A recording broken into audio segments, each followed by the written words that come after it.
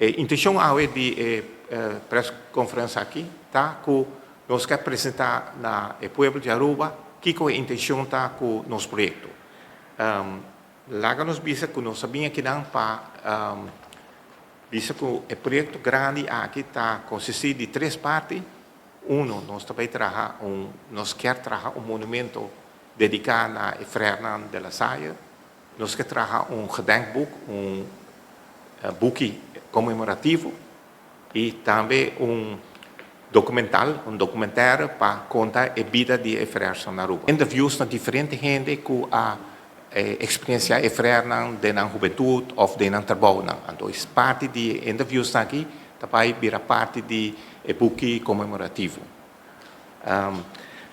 O qual nós está para dizer agora que é importante para o projeto aqui.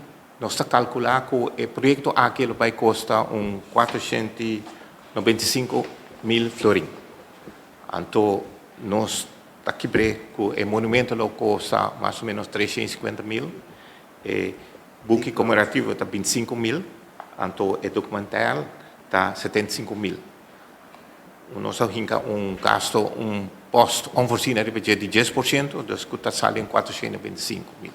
Agora, para nós sair fundo aqui, nós temos cooperação de comunidade, comércio, turnos profissionais, gente de parte de nossa vida a topa com o frère aqui, seja na escola, em vida normal, assim, social, para nós por sair fundo de nós.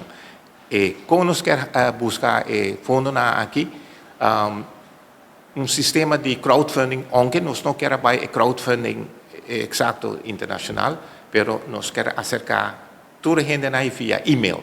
Então, mandam informação via donando informação, motivação, tour na comércio, advogado, notário, médico, tour para poder contribuir no nosso projeto.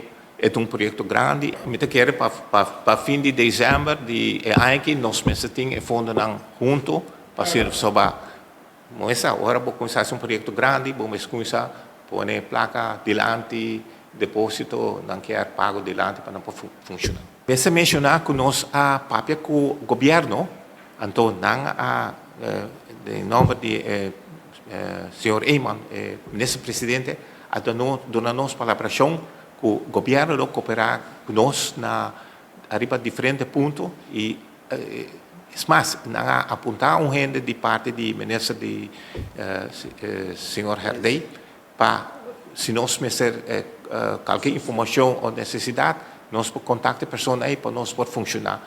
E a intenção está que o governo cooperar conosco no lugar onde nós vai pôr o monumento que nós